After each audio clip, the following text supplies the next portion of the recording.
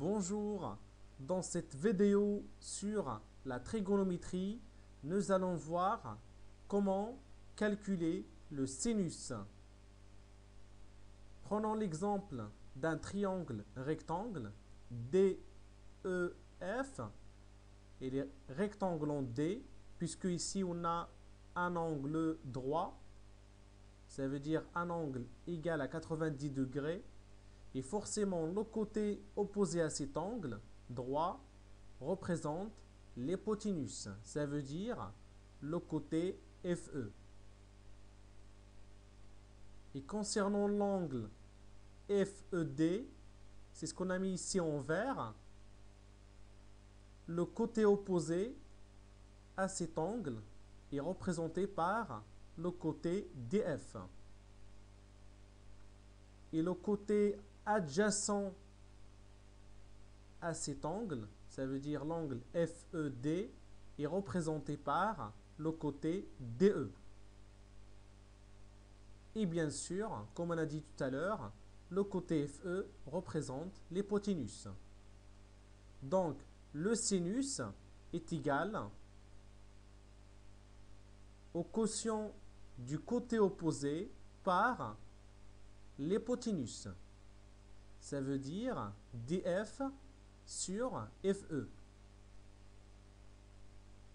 Et prenons un exemple de longueur. Par exemple, l'hypoténuse est égale à 5 cm, DF est égal à 3 cm et DE est égal à 4 cm. Donc, DF sur FE est égal à 3 sur 5 est égal à 0,6. Donc, le sinus de l'angle FED, c'est ce qu'on a ici, est égal à 0,6. On a toujours le triangle DEF, rectangle en D. Par contre, maintenant, nous allons voir dans le cas de l'angle DFE.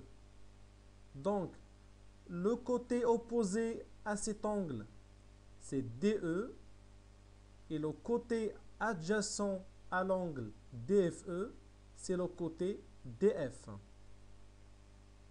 Et l'hypoténuse, il ne change pas, c'est toujours le côté opposé à l'angle droit. Le sinus de l'angle DFE est égal toujours au quotient du côté opposé par l'hypoténuse. Et dans ce cas est égal à DE sur FE.